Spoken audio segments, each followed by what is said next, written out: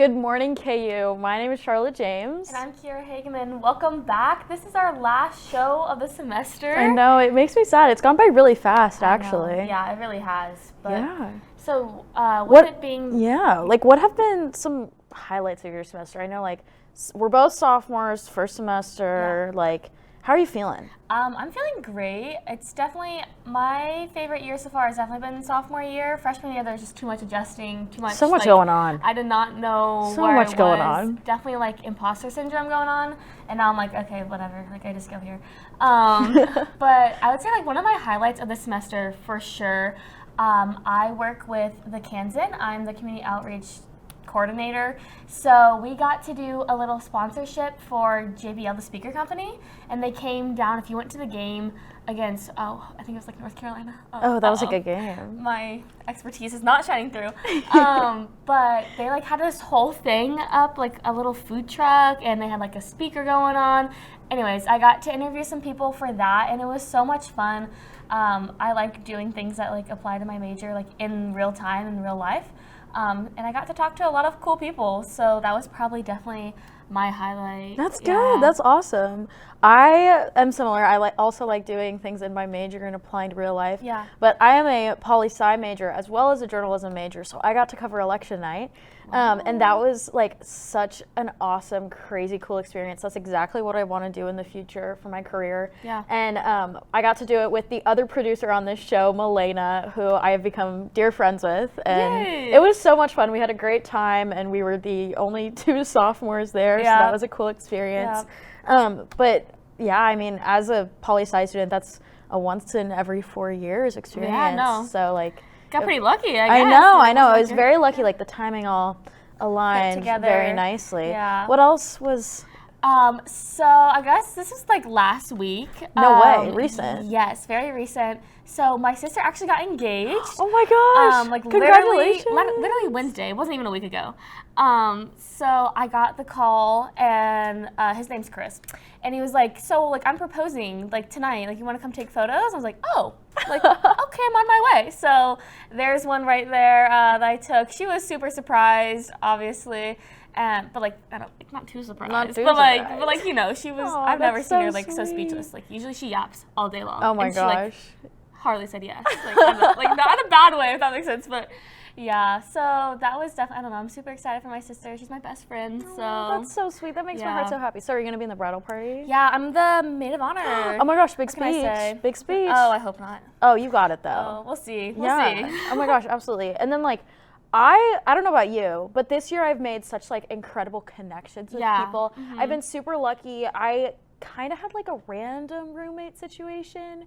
But my roommate and I have gotten so close, and one of like my favorite days the entire semester, we went to the Iowa State KU football game. Yeah. And as an Iowa native, I can't stand Iowa State. Like Wait, with everything in my being, I hate Iowa You were State. just screaming rock chalk all day. Oh my gosh, yeah. I was texting all my friends back home. I was like, you know, who's better? Like, we are. Scoreboard. Yeah. So that was really great. And my roommate, I'm just so grateful for her. And we are best friends. She's going to drive me to the airport. And like, I love it when random roommates like work out so well and you become like such good friends and with I them. mean, like the shenanigans her and I get into. Yeah. Like she's the only person I can be like that, like just weird and myself with. So that was really awesome. But okay, finals week. Yes. It is here.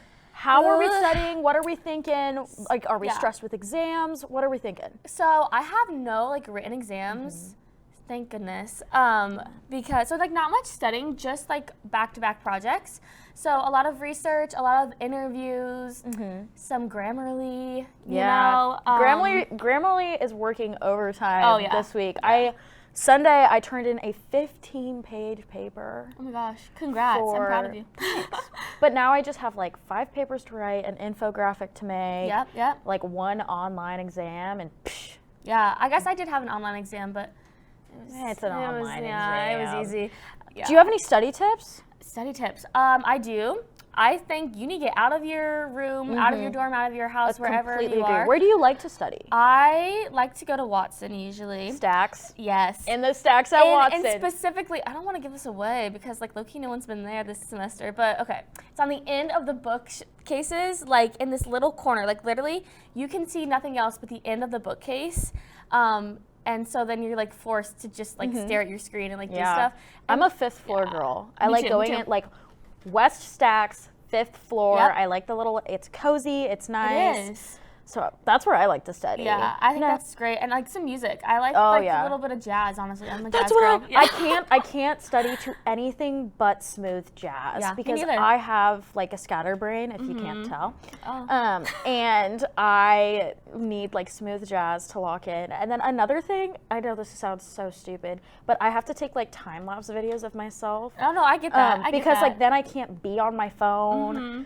And like I can be like, wow, look at me and just like type it away. I just put it behind my computer because as long as it's not like in my sight, I won't reach for it. Yeah. Like, it's bad, good. like addiction. Christmas break plans? Christmas break. What are you thinking? Okay, it's actually kind of crazy. Okay. So basically, my sister goes to K-State. She's in the band. They are both eligible, and they're going where we went last year at Chase Field. So I'm making my way back to Phoenix, Arizona. Good. In a van. Because now that my sister's engaged and we have other people in our family, we can't fit in a normal car. That's fair. And then I'm going to Florida to see some of my family there. That's so good. What about you? You know, I'm going on a couple trips. I have a leadership conference in San Diego this weekend. I'm going to a conference for my church first weekend in January.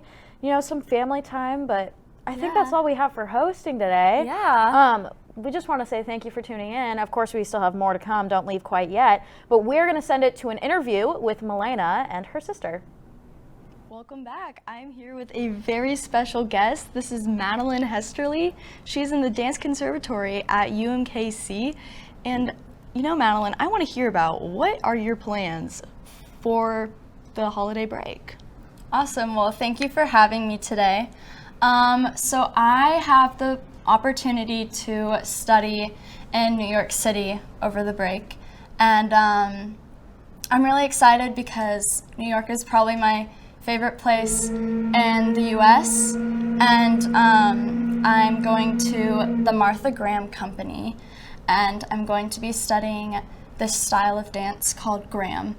And I first learned about this style this semester. I took a dance history course, and throughout the semester, we learned about the forerunners of modern dance and just everyone who started this, and she was probably the one who most impressed me. She started her company in New York, and she is still very famous to this day, and just as someone that I'm very excited to continue to learn about. So yeah. Are you going by yourself, or are you going with someone? So I'm going with my best friend, Tristan Bogart. She is also a dance major, and we're both traveling alone together. So we're taking on this trip alone. So that'll be interesting. Just kind of also some adulting in there, along with getting to study dance. We're going to be there for 8 or 9 days, so it'll be a long trip, and I'm really excited. Of course. What are you hoping to get out of this experience? So one of the main things, besides just going to learn, is also getting my name out there, just for post-graduation when I'm trying to get a job.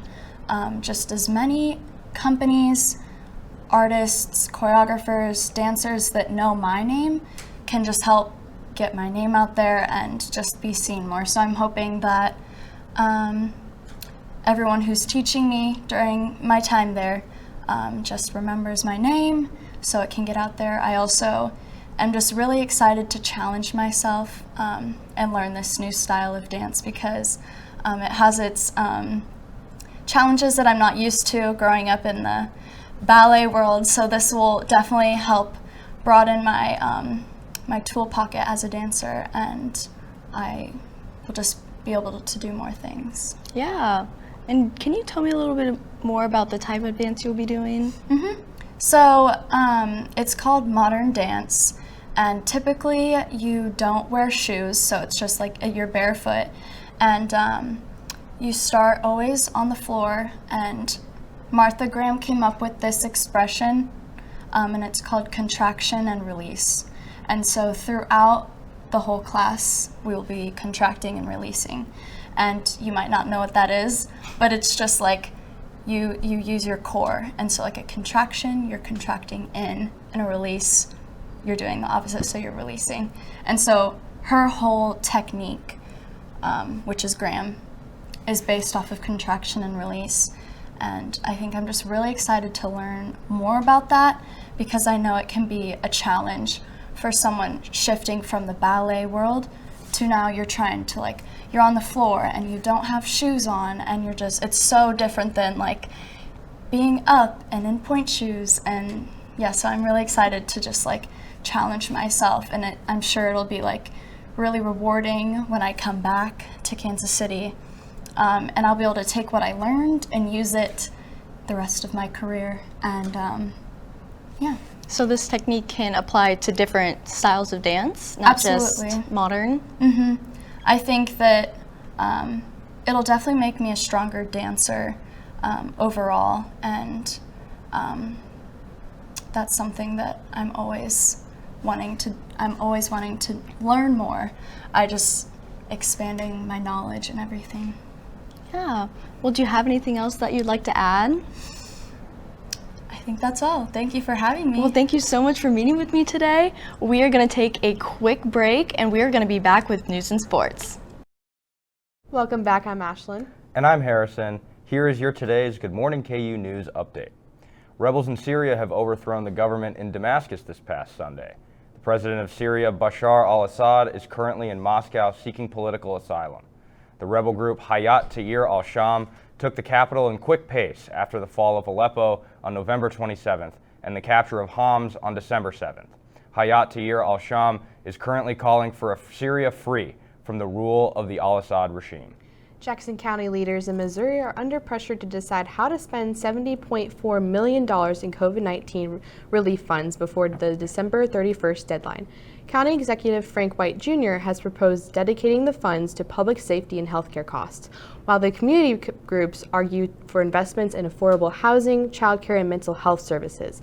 Despite months of discussions, no agreement has been reached, and frustration is growing among the community advocates over the potential loss of funding. Brian Thompson, the CEO of United Healthcare, was shot and killed last Wednesday.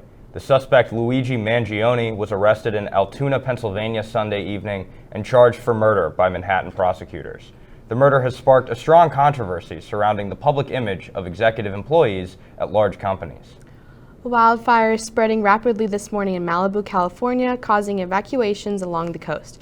Pepperdine University has canceled classes today as students shelter in place on the school's Malibu campus. The fire has spread over 1,600 acres, affecting 6,000 residents and 2,000 structures.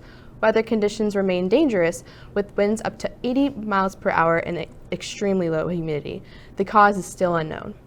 The U.S. Court of Appeals in the D.C. Circuit denied TikTok's request for a review of the law that states that TikTok will be banned in the United States on Friday. TikTok and creators on the app sued the government in an attempt to halt the ban. The ban requires TikTok to divest money in Chinese-owned parent company ByteDance, and Friday's ruling is likely to be appealed and will be proposed to the United States Supreme Court for a potential ruling. St. Peter's Chapel in Lucerne, Switzerland now features Deus in Machana, an AR-powered avatar of Jesus designed to engage visitors in conversations based on biblical scripture. Participants interact with the avatar via a computer screen in a booth, available in over 100 languages. Visitors include Christians, agnostics, and followers in other faiths. While some have criticized the project as blasphemous, its creators argue that AI creates meaningful dialogue. That's all we have for news. Now we'll send it over to Attica and Oliver for sports. Thanks, Ashlyn. The volleyball season came to an upsetting end as the team lost a tightly contested game to the 6th-seeded Florida Gators. After beating Colgate in the first round Friday night, the Jayhawks looked to punch their ticket to the regional round but lost a nail-biter to Florida in 5 sets.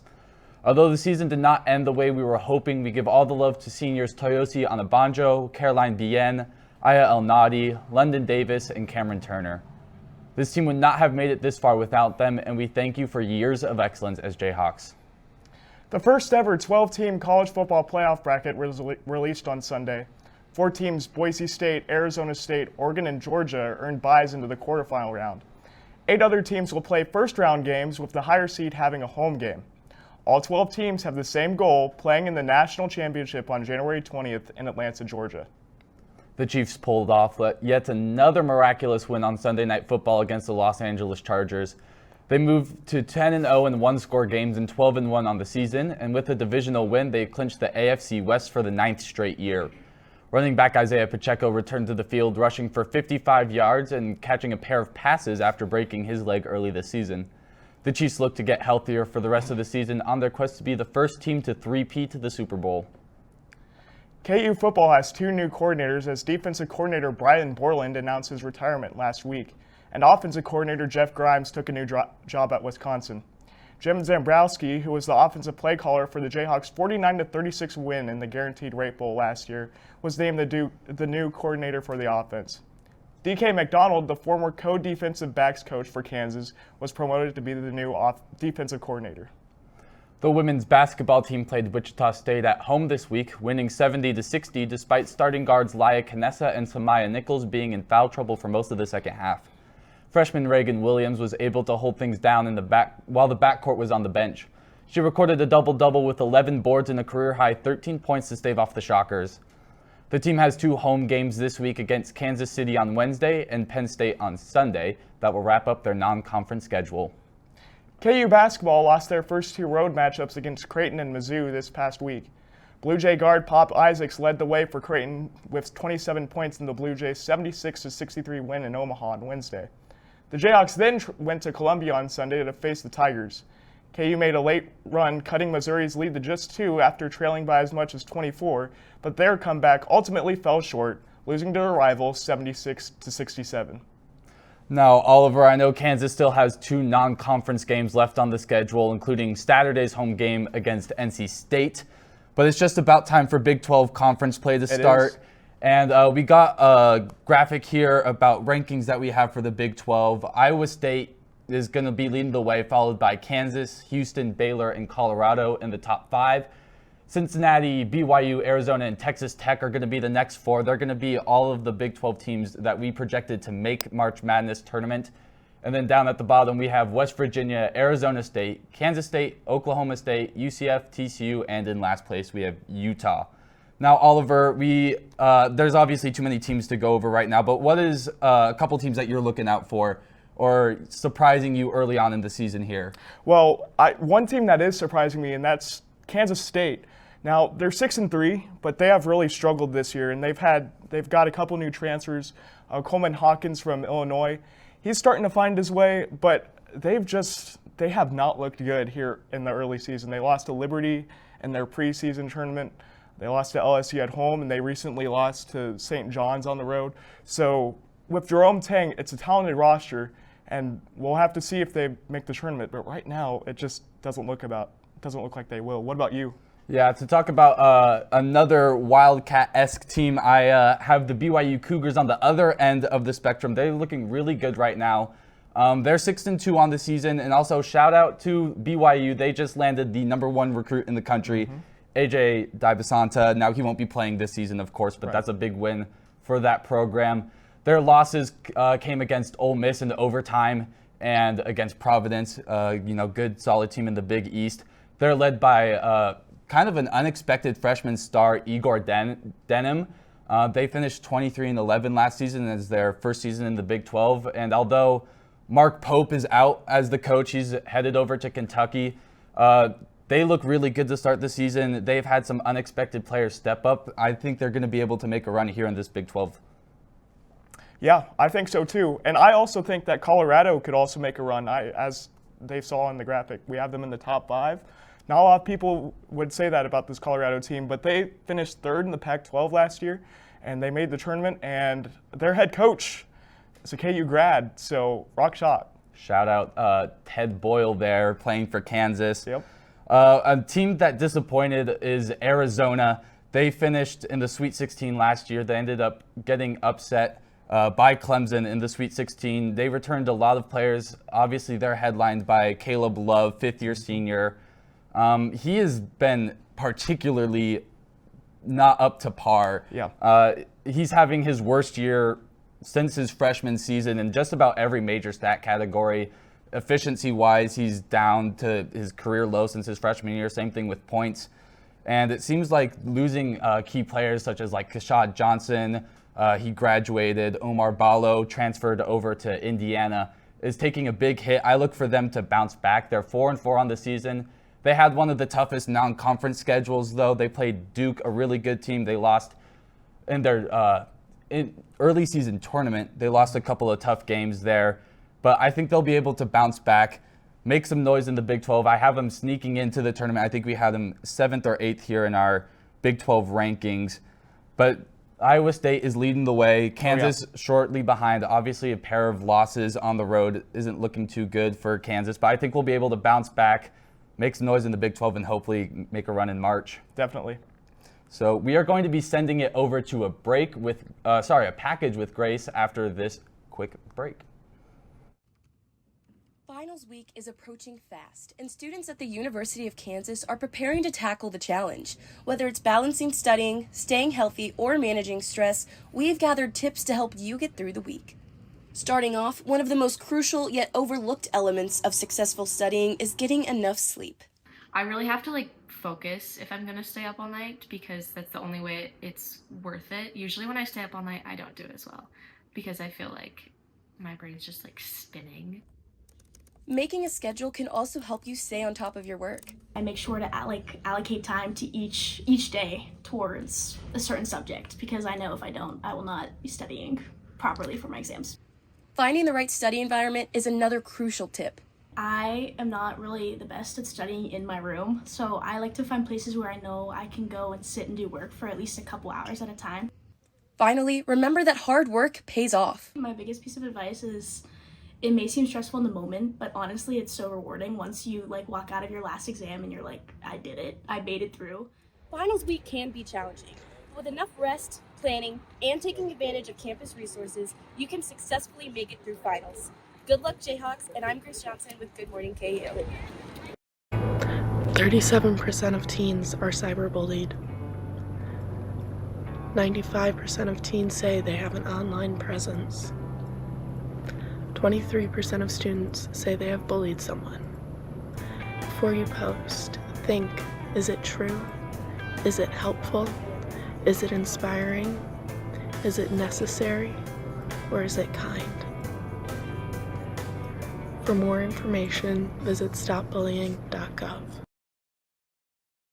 Welcome back to Good Morning KU. I'm Emma, here with your weekly weather forecast. Now, as we're getting further into this nice winter month of December, we are officially starting to see those colder temperatures hit, and unfortunately for all you summer weather lovers, those colder temperatures are here to stay.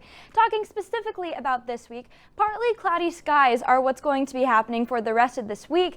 Maybe just a little bit more sunshine like we're seeing currently outside, but for the rest of the week, lots of clouds, no real rain happening except for maybe one day later this week, but for the most part, lots of clouds, lots of wind, and lots of cold temperatures. Speaking of cold temperatures, our cold temperatures are actually here to officially stay this time. No more going up and down like we might have been seeing. Our cold temperatures are remaining consistent, and they will stay that way all the way probably up until March, when spring comes around and we start to warm up again. But for the foreseeable future, we're back into those low to mid 40s and below, maybe a little bit into the 50s, but for the most part, nice cool temperatures are here to stay. This week, we are also going to be seeing some higher wind speeds, probably averaging between 10 and 15 miles per hour. Wind speeds today are probably going to be sitting at around 14 miles per hour, so it's definitely going to be feeling pretty gusty if you're walking around outside. Taking a look now at our current temperatures. Here in Lawrence, we are currently sitting at around 33 degrees, and it's pretty similar all over Kansas. Also down in Ottawa is also 33 degrees. Our coolest temperatures currently are sitting at Topeka and Kansas City, which are both facing 30-degree temperatures, and up in Leavenworth, just a little bit warmer at 31 degrees, but overall pretty similar all around. Taking a look, a new view of our campus today. No football stadium, but we have a pretty good view of our Union and some of our other buildings. Lots of sunshine so far, maybe a little bit of wispy clouds hanging in there, but those clouds are going to increase just a little bit as we get further into the day. But enjoy the nice sunshine that we're feeling this morning, because unfortunately it's not going to be around for too much longer this week. Once again, here in Lawrence, we are currently sitting at 33 degrees, sunny skies, but it's actually feeling much cooler with those wind speeds being at 10 miles per hour. Right now, it currently feels around 25 degrees, so definitely need to be wearing your jackets, need to be bundled up because it is a chilly one today. Our humidity is currently sitting at 68%, so when you go outside in the mornings and you see that your cars are kind of slick, a little bit wet, that's why, is because our humidity is so high. Thankfully, our temperatures aren't so low that water and that humidity is turning into ice just yet, but is definitely something to also be made aware of as we get further into December. Taking a look now at our hourly planner, our high for today is going to sit somewhere between 41 and 43 degrees, and that is mostly going to be happening between 4 and 5 p.m. Now, at 1 p.m., we're going to be sitting at 40 degrees, and that's when our clouds are going to come out just a little bit and transition into those partly cloudy skies. But by 4 p.m., we're back to sunny skies and temperatures of around 41 degrees. By 7 p.m., we're dropping all the way back down into the lower 30s, and those clouds are going to start to pop out just a little bit more before they once again dissipate at 10 p.m. when our temperatures are all the way back down to 30. Now, also with this brings a pretty significant drop in wind speeds. At around 4 p.m., our wind speeds are going to be around 12 miles per hour, but 3 hours later, we're dropping back down to 6 miles per hour. So tonight's wind speeds won't make too much of a difference, but it's still going to be pretty chilly if you're out and about tonight. Taking a look at our radar, nothing exciting happening, no real cloud formations happening just yet. Maybe as we get further into this week, they'll start to appear just a little bit more, but for right now and for today, we've got a pretty bland and a pretty boring radar.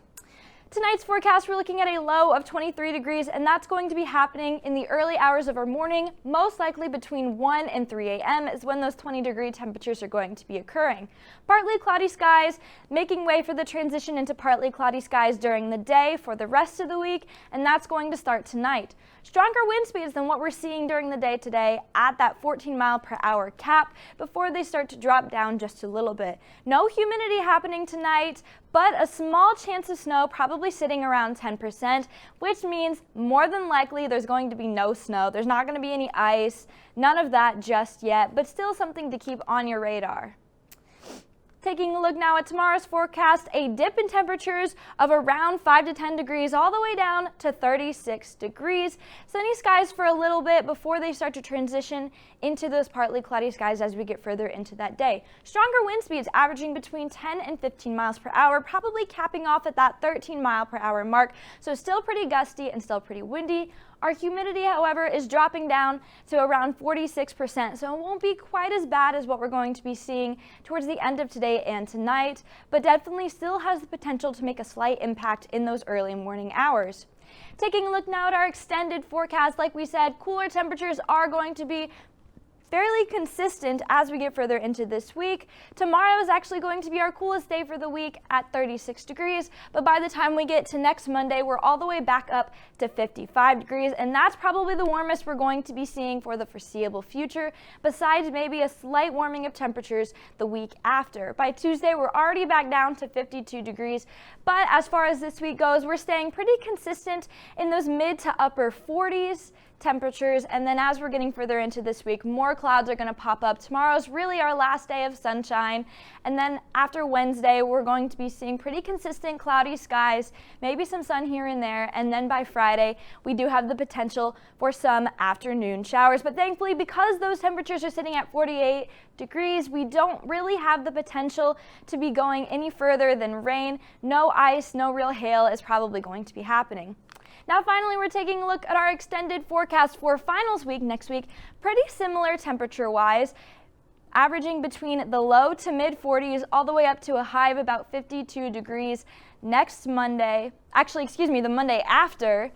But starting next Wednesday is when we're going to be seeing our mostly cloudy skies, and then as we get further into late next week and next weekend, that's when we're going to be seeing more partly cloudy skies, and those partly cloudy skies are going to remain pretty steadfast as we get into the last couple weeks of this December month. Well, that's all we have for weather. Thank you so much for tuning in to Good Morning KU this semester, and we'll see you right back here at 10 a.m. in the spring.